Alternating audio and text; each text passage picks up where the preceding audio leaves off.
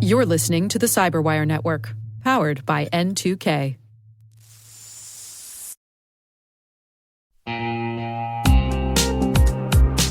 Meet Mimecast. They're in the business of taking companies at risk of cyber attack and putting them at ease.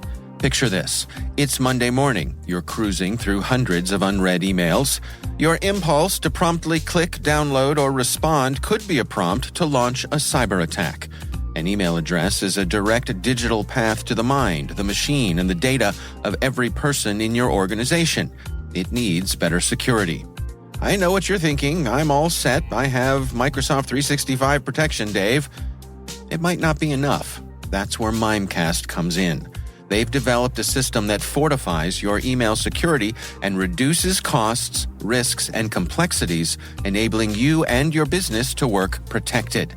So before you click your next email, visit Mimecast.com to start your free 30-day trial.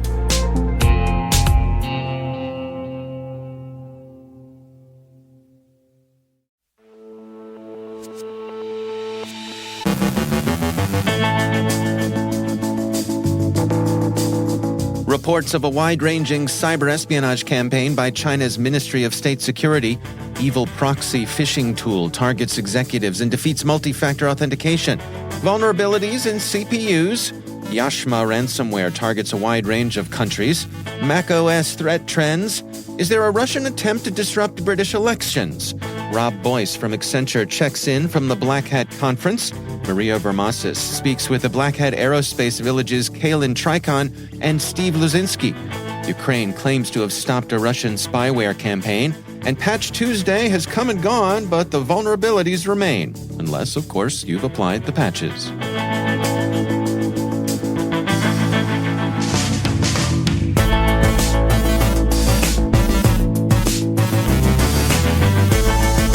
I'm Dave Bittner with your CyberWire Intel briefing for Wednesday, August 9th, 2023.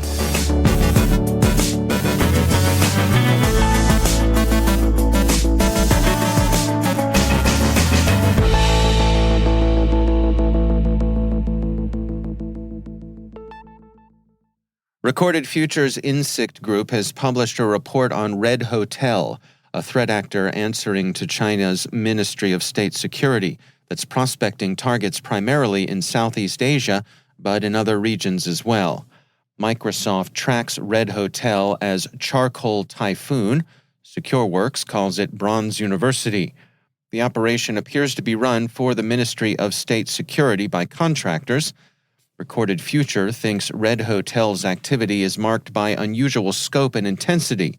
They write, since at least 2019, Red Hotel has exemplified a relentless scope and scale of wider PRC state-sponsored cyber espionage activity by maintaining a high operational tempo and targeting public and private sector organizations globally.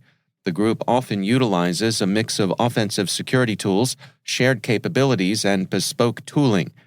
The shared commodity tools include ShadowPad and WinT. The bespoke malware includes Spider and Funny Switch. There's always an offense-defense seesaw. One rises, the other sinks, and then the process repeats itself. That's happening now in a spear phishing campaign, Proofpoint describes in a report. Over the past 6 months, the company's researchers have been watching a surge in cloud account takeovers. The threat actors involved have been using a reverse proxy tool, EvilProxy, in spear phishing campaigns that compromise multi-factor protected credentials and session cookies. It's an adversary-in-the-middle campaign specializing in advanced account takeover methods. That's the seesaw. Using reverse proxy tools is a foreseeable criminal response to the growing adoption of multi-factor authentication security measures. Multi-factor authentication remains an important security tool, but as with any other technology, it isn't foolproof and doesn't amount to a panacea. There are 2 reports out this week on vulnerabilities in CPUs. The first affects Intel products. Several generations of Intel's x86 processors are vulnerable to a data leak flaw called downfall, Cyberscoop reports. Daniel Mohimi, a computer security expert at the University of California, San Diego, and Google found that an attacker running one application could exploit the flaw to steal passwords, encryption keys, and other sensitive data from another application. Mahomey told Cyberscoop, "When you have a vulnerability like this, essentially this software-hardware contract is broken, and the software can access physical memory inside the hardware that was supposed to be abstracted away from the user program. It violates a lot of assumptions we make in general about operating system security." Intel poured oil on troubled waters, saying in a statement that the attack researchers describe would be very complex to pull off outside of the controlled conditions of a research environment. AMD processors also exhibit a vulnerability of their own. Bleeping Computer reports that all AMD Zen CPUs are vulnerable to a hardware flaw that can leak privileged secrets and data using unprivileged processes. Researchers at ETH Zurich discovered the flaw and created an exploit called Inception that creates an infinite transient loop in hardware to train the return stack buffer with an attacker-controlled target in all existing AMD Zen microarchitectures. Cisco Talos warns that a new threat actor is using the Yashma ransomware against targets in English-speaking countries, and also in Bulgaria, China, and Vietnam.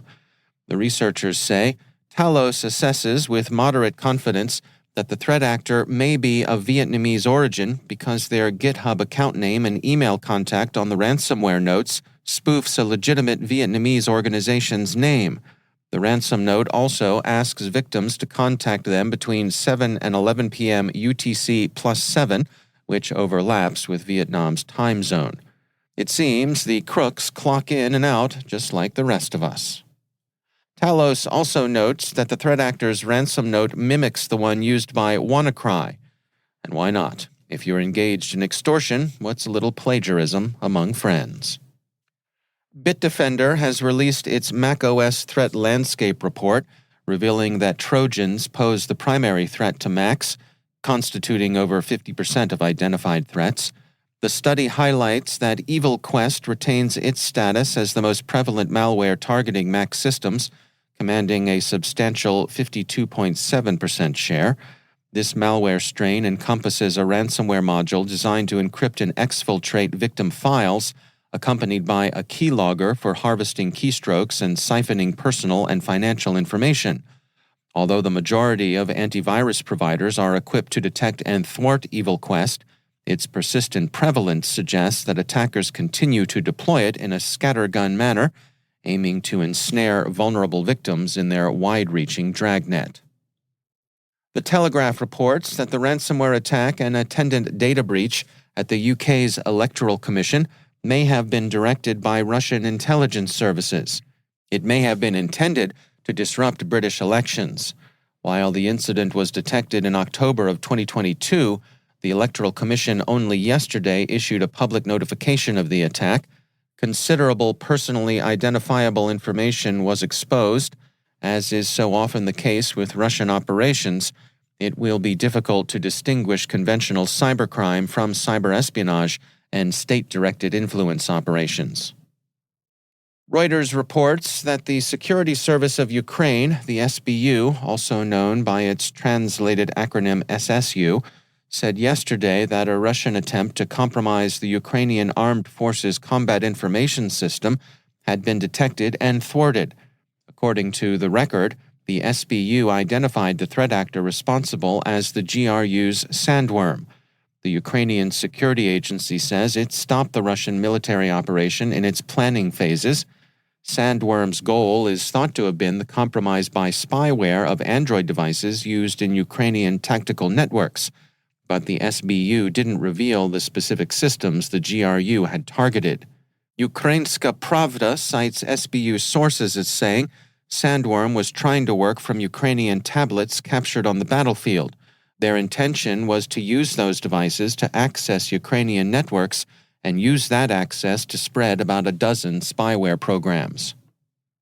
And finally, August's Patch Tuesday arrived yesterday. It saw upgrades to some widely used products from several vendors.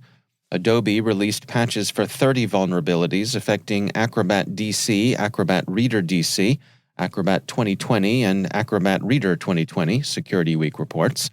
Microsoft patched 33 products. The company also released a Defense in-Depth update to block the attack chain for an actively exploited Windows Search remote code execution vulnerability. And Fortinet has issued a security update addressing a buffer overflow vulnerability affecting FortiOS. The flaw may allow a privileged attacker to execute arbitrary code via specially crafted CLI commands, provided the attacker were able to evade FortiOS stack protections. As CISA likes to say, apply upgrades per vendor instructions.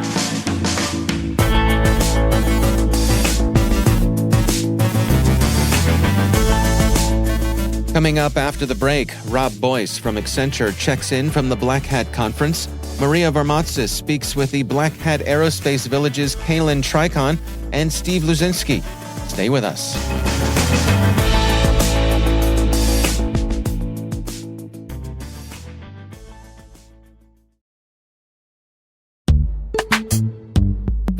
And now, a word from our sponsor, Syntiot. As an 8A Hub Zone minority and woman-owned small business company, Syntiot specializes not only in software engineering, but in artificial intelligence and cybersecurity as well.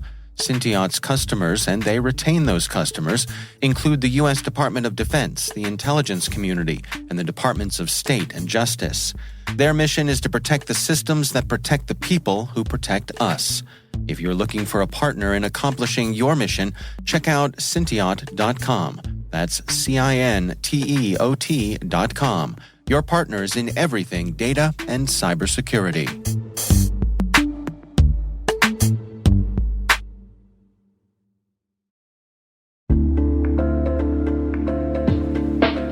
And now, a word from our sponsor, SpyCloud, the cybercrime analytics leader.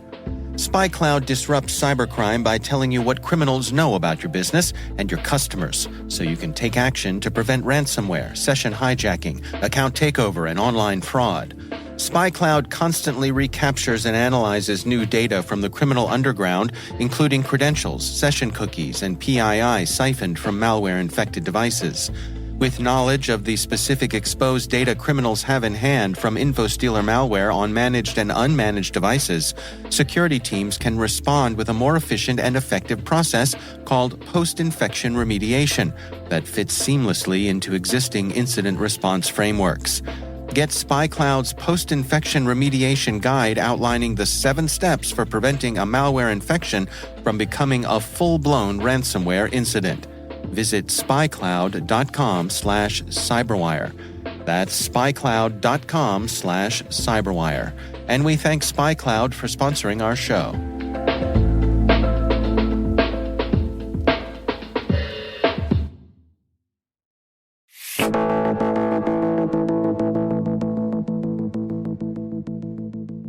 Maria Varmazis is host of the T-Minus podcast, focusing on all things space. She recently spoke with the Blackhat Aerospace Village's Kaylin Trychon, Director of Communications, and Steve Luczynski, Board Chair, about the Aerospace Village nonprofit, their mission, and their programs. Here's Maria Varmazis. Kaylin, Steve, there's a lot going on at the Aerospace Village at DEF CON this year. If you can start us somewhere and walk me through it, that'd be awesome. One of the things that I am just super proud of and excited for is the wide range of talks that we have in the village this year. You know, when we started this 5 years ago, we were the aviation village. Now we are the aerospace village, and we are really seeing that come into itself. We have tons of talks for space, satellites, aviation. We also have one that has to do with weather and weather satellites. And weather balloons. That's super cool. Yes.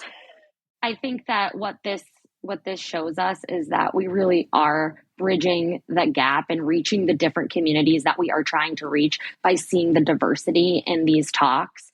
Few that I'm super excited for, and I think that our listeners will be excited to mark their calendars for, is one talk called Winging It Pen Testing 737.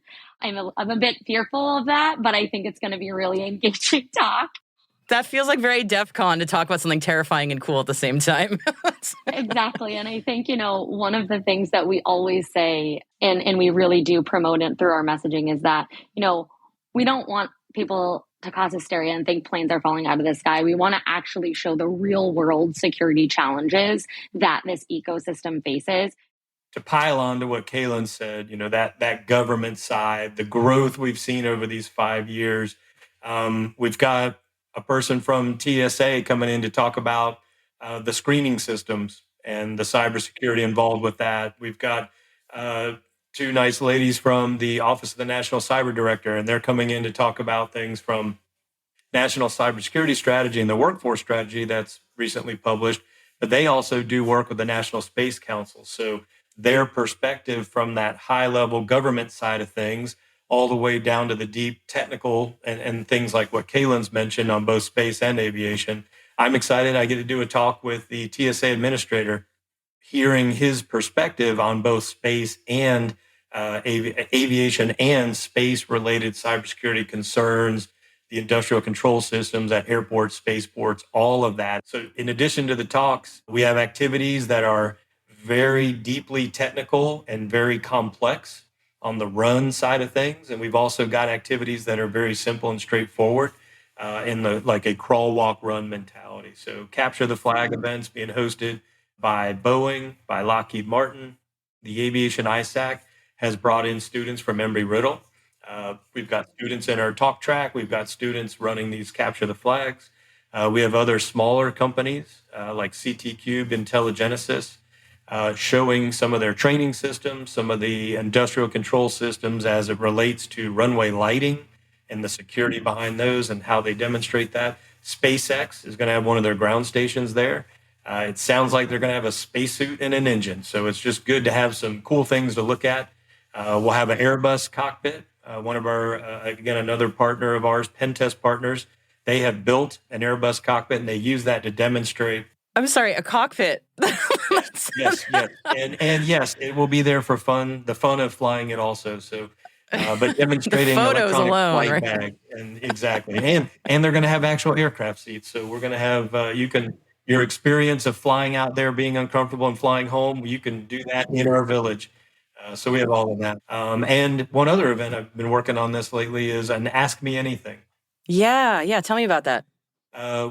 We've got all these experts, right? We've got experts that are our volunteers, are pilots, former pilots, military, commercial, all the way to people who've done policy and government, policy and industry, the security researchers they've been doing it their entire career. And then we have all these partners and experts that are coming in either speaking or the activities that we talked about.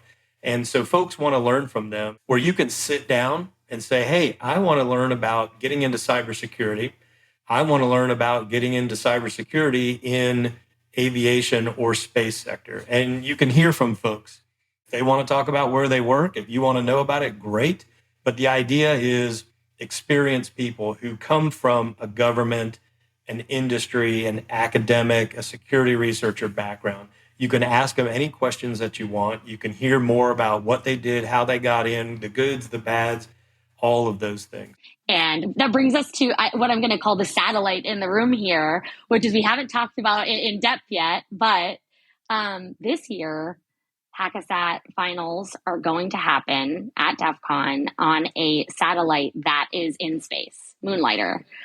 So cool. It is orbiting so in space. Neat. It is so cool. I'm such a nerd. I'm so excited to bring Hackasat to in this competition. I'm working with the Air Force and the Space Force to actually do this and have it be live in space with these finalist teams. I think it's just going to be something that is incredible. It's such a testament to all of the work that the community, that the village has done. Well, and the beauty is Hackasat covers both the activity side, like what Kaylin mentioned.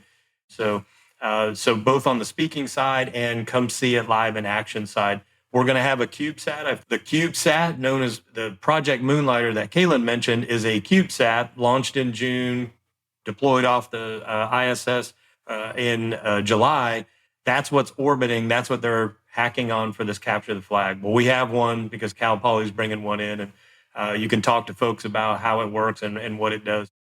DEF CON is such an amazing, overwhelming event, especially for someone who might be new. So I'm just going to close with like a newbie question. If someone's going to DEF CON for the first time and they want to go to the village, your village, what would you recommend they start with first? I know it depends on what they're interested in, but let's just go with that. I would say it wasn't too long ago that I was a newbie DEF CONer. And I would say, if you're entering the Aerospace Village, look for someone in a blue Aerospace Village t-shirt and just go up to them and ask them, share what your interests are. And we will help make sure that you have the best first experience that you can have. We have so many incredible volunteers with such incredible backgrounds, and we want people to have a great experience and to take something away and to learn something that they didn't know when they entered the village. So look for somebody in an Aerospace Village t-shirt. That is my advice. And I think what you led off with, Maria, is having tried to do everything at DEF CON, because there's so many villages, so many activities, so many talks. You got to stand in line or you're going to miss out on the talk. Just pick something. Maybe it's our village for the entire day. We would love to have you. Just like Kaylin said, talk to somebody in a blue shirt or one of the nice neon vests that we're bringing this year, so you know who the volunteers are and they can point you in the right direction. But really that focus, so you can actually enjoy DEF CON as opposed to just get totally whooped trying to do everything, because we're only one small portion of DEF CON, right? So yeah, just being able to just make your way around and calmly enjoy and spend time in each place is the recommendation I'd offer. Some earned wisdom there, indeed. I don't follow it myself, but I offer it, and I try to do it, but I fail. So, It's a lot. It's a big event. Kaylin and Steve, I wish you all the best at DEF CON this year. And a quick reminder to check out the T-Minus podcast right here on the CyberWire network.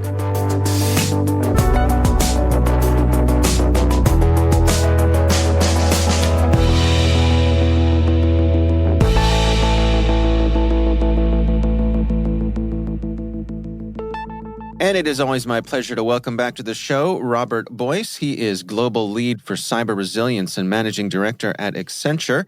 Rob, it's great to have you back. I want to touch today on some work that I know you and your colleagues there at Accenture are doing when it comes to some things you're tracking on the dark web. What's going on here? Yeah, thanks, Dave. And first of all, it's always a pleasure to be here. So thank you again for hosting me. We've actually been seeing a really interesting uptick in the focus of threat actors in OT systems. And I think OT systems have, long been vulnerable to cyber attacks, and we've known that, and we have seen some very focused attacks in the past. But quite honestly, the majority of OT impacts we see today are usually a leakage from an IT incident or, some self-imposed shutdown due to uncertainty of what an IT incident may cause to an OT environment. And so we've never, and I would say maybe even before 2021, right, when we saw the Colonial Pipeline disruption, we saw threat actors really stay away from crossing the line into national critical infrastructure and oil and gas due to potential, what it could mean, in the state of, real potential warfare. And then when we actually saw that event happen, because there was so much focus on this area, we saw a lot of dark web marketplaces take down their OT tools and advertisements and things that they were talking about because they just didn't want to have that focus. Just too much heat? I think a little bit too much heat. Yeah. And then what we saw starting really when the Russia-Ukraine conflict happened is those rules started to go a bit out the window. And so, our team who has been researching this, we've seen a significant uptick really around into May this year, where we're seeing more and more threat actors on the dark web start talking about targeting OT systems, and really OT systems of Western national critical infrastructure, as well as oil and gas. That's been the focus. And when we say targeting, what exactly are we talking about here?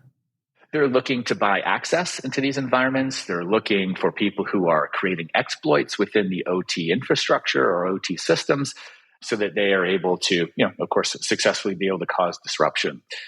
I think the thing that's really fascinating to me here is this is one of the first times I've seen this, where we're seeing three different ideologies really have motivations in this space, meaning, we're seeing hacktivists, of course, want to be able to target OT systems to, maybe make headlines in a meaningful way by causing, national disruptions. We're seeing financially motivated cyber criminals get into this space, just, of course, big surprise, for money. And as we see more and more requests or more demand, obviously there's more interest for these financially motivated criminals to be able to produce materials, assets that can help further exploitation in OT environments. And then we're seeing, of course, the political motivated threat actors. And this is largely, as you can imagine, representing Russia against all enemies of Russia. That's the most popular we're seeing there. But it's been quite interesting to see these three ideologies, for one of the first times I've seen, all come together with a singular mission, but for different purposes. And is it kind of coincidental that those three different directions are converging? I don't know if it's coincidental. I really, again, I do think that the Russia-Ukraine conflict has opened the door to, I don't want to say encourage this behavior, but to make it to make it more acceptable, right? So I feel like, and a lot of it is in terms of, hacktivists, again, targeting primarily Western national critical infrastructure, as well as oil and gas, because of, in support of Russia-Ukraine conflict. And then, of course, the political motivations similar. And when you have financially motivated criminals, I think they just follow the money, right, where the demand is. So I don't know if it's is coincidental. I think it's just all of the right reasons came together to really create almost what we would say is a perfect storm of opportunity for these three groups. Yeah. So based on what you all are seeing here, what are your recommendations for those folks who are responsible for OT security? Great question. And this has been quite honestly a challenge we've seen in industry. I think there's been this false notion that attackers will not be as successful in OT environments because there's this concept of logical and physical separation, which we now know, well, even if it was ever true, I'm not sure, but we now know is definitely not true, because we're seeing that leakage from IT to OT consistently when we see the disruptions in OT today. And as well, there's a huge investment that needs to be made by threat actors to maybe even purchase physical equipment to try and find vulnerabilities within that equipment. But now that these threat actors are so well funded, that and the equipment's much more readily available, even that is reduced the barrier to entry for interest here. So, the first thing I would say is organizations who have a large OT footprint, especially again in national critical infrastructure and oil and gas, need to understand that the threats to the OT environment are the same as the threats to the IT environment. And I always find it interesting because the OT operators, they measure their business in terms of minutes sometimes, of as far as, downtime as a direct correlation to impacted revenue loss. And so, the way that they think about OT, they think about it more from resiliency, from uptime, human safety.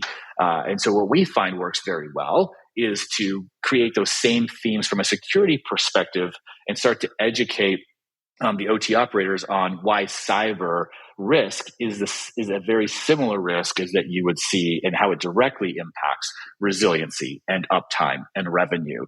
And so I guess, again, going back to your question, in the spirit of it just needs to be a business objective to secure OT, and the risks there need to be understood clearly. And the messaging of the importance of cyber really needs to be framed up in a way that the OT owners and operators will understand, and how it correlates to the impact to their business. All right. Well, Robert Boyce is Global Lead for Cyber Resilience and Managing Director at Accenture. Rob, thanks so much for joining us. Thank you for having me, Dave.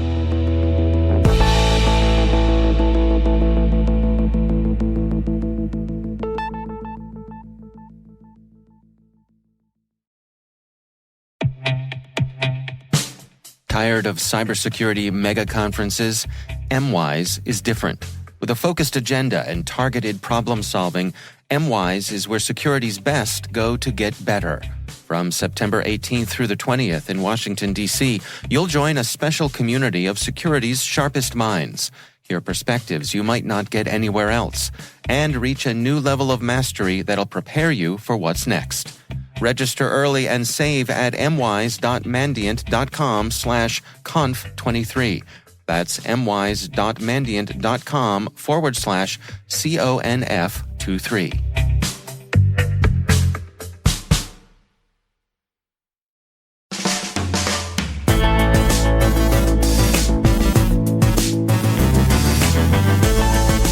And that's the CyberWire. For links to all of today's stories, check out our daily briefing at thecyberwire.com. We'd love to know what you think of this podcast. You can email us at cyberwire@n2k.com. Your feedback helps us ensure we're delivering the information and insights that help keep you a step ahead in the rapidly changing world of cybersecurity.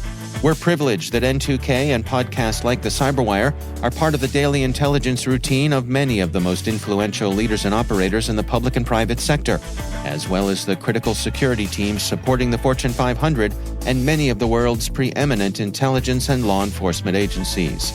N2K Strategic Workforce Intelligence optimizes the value of your biggest investment, your people. We make you smarter about your team while making your team smarter. Learn more at n2k.com. This episode was produced by Liz Irvin and senior producer Jennifer Iben. Our mixer is Trey Hester, with original music by Elliot Peltzman. The show was written by our editorial staff. Our executive editor is Peter Kilpie, and I'm Dave Bittner. Thanks for listening. We'll see you back here tomorrow.